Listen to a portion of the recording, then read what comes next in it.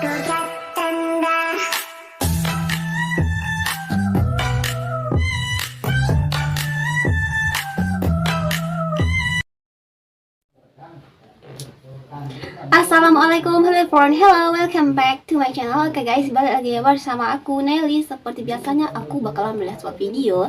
Dan video kali ini guys, yang mau aku lihat ini ada sebuah video yang berjudul wow, keren, keberhasilan Indonesia dipuji di Asia dan Presiden Dewan Eropa. Wah, kira-kira keberhasilan yang macam mana nih sampai dipuji gitu ya. Oke, tapi sebelum kita play ini video, buat teman-teman yang udah mampir channel aku, makasih banyak. Semoga teman-teman semuanya panjang umur, murah rezeki, dan selalu diberi kesehatan, amin. Langsung dulu kita lihat video kali ini, let's go. Oke, untuk video originalnya teman-teman saya akan mampir di dunia seleb. Kita lihat bareng-bareng. Terima kasih Presiden Widodo. Oh, Pak Jokowi. Kelebihannya Indonesia di mata dunia kerap menuai pujian dan apresiasi yang luar biasa. Mereka memuji bukan karena kepentingan sesuatu, melainkan ketulusan dari warga dunia. Kelebihan yang dimiliki Indonesia baik prestasi, keberanian, kebudayaan, orang-orang yang tinggal di Indonesia, dan lain sebagainya. Berbagai bentuk pujian ini hendaknya jangan membuat kita lupa diri, melainkan untuk disyukuri dan dilestarikan agar Indonesia lebih bersinar di mata dunia. Update terbaru FIFA memberikan pujian atas kinerja baik Indonesia dalam menggelar Piala Dunia U17 2023. Pujian diberikan terkait kualitas lapangan tanding maupun training yang serta stadion. Wakil Ketua Umum PSSI Ratu Tisha menyampaikan kepuasan dari tim-tim peserta yang bertanding di Indonesia. Mengingat tim-tim kelas dunia pasti memiliki daftar permintaan khusus pasti sangat banyak, dan itu semua bisa terpenuhi.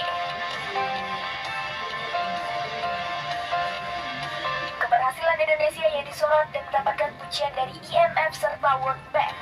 Apalagi dalam konferensi tingkat tinggi ASEAN yang sukses digelar. Banyak pihak menilai perekonomian Indonesia memberi harapan di tengah dunia yang penuh tekanan. Indonesia dianggap menerapkan kebijakan ekonomi yang tepat selama pandemi COVID-19, sehingga bisa pulih lebih cepat dibandingkan negara lain. Negara lain masih defisit anggaran, Indonesia sudah berada di garis depan. Kondisi ketidakpastian global sempat diawali dengan meletusnya perang Rusia-Ukraina di awal 2022. Indonesia dengan sigap mengendalikan perekonomian dalam negeri agar Indonesia tidak terimbas fluktuasi ekonomi dunia yang tinggi. Pemerintah Indonesia menerapkan kebijakan counter cyclical dengan cara mengambil kebijakan dalam anggaran pendapatan dan belanja negara atau APBN yang berlawanan dengan kondisi ekonomi. Kebijakan yang sudah diterapkan ketika awal pandemi pada 2020, ketika ekonomi sedang terpuruk akibat pandemi. APBN justru dirancang untuk membukukan defisit hingga minus 6,1%. Indonesia juga mendapatkan angin pujian dari Presiden Dewan Eropa dalam penyelenggaraan konferensi tingkat tinggi G20 di Bali. This G20 is one of the most difficult one that there has ever been. And I'm very first to congratulate President Jokowi. Presiden Dewan Eropa Carles Michael memberikan pujian kepada Presiden Joko Widodo dalam menggelar KTT G20 di Bali di tengah situasi yang sangat sulit. Presidensi G20 baru-baru ini merupakan yang tersulit dari yang pernah ada. Presiden juga menyampaikan terkait dengan kehadiran dari para pemimpin dunia serta delegasi di KTT G20. Hal ini demi mempertahankan tatanan dunia multilateral untuk menghadapi dan menerjang segala tantangan presidensi Indonesia dalam G20. Situasi penyelenggaraan G20 di Bali dilaksanakan dalam situasi yang sangat berbeda karena ada berbagai macam krisis yang terjadi saat sekarang, dan ini harus dihadapi oleh semua negara dunia, serta ini tugas yang berat bagi Indonesia. Jadi tantangannya tuh ya, Indonesia pantas dipuji atas upaya bantu atasi krisis Myanmar. Uni Eropa mengatakan Indonesia perlu dipuji atas upayanya yang membantu mengatasi krisis di Myanmar melalui pendekatan yang inklusif. Sebagai ketua ASEAN tahun ini, Indonesia telah memimpin upaya ASEAN mendorong dialog inklusif di antara semua pemangku kepentingan di Myanmar, sehingga diharapkan dapat mewujudkan perdamaian di negara itu. Indonesia telah melakukan lebih dari 110 pendekatan dengan berbagai pihak untuk mengatasi masalah di Myanmar.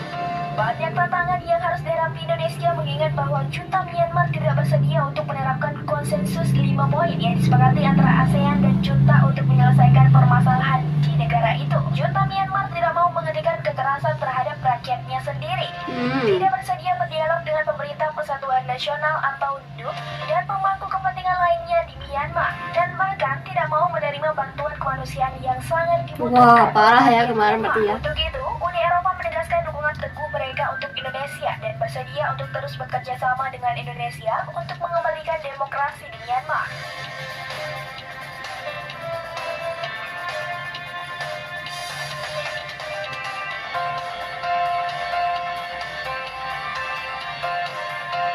Marcelino Ferdinand dipuji jurnalis Eropa sebagai top talenta. Marcelino.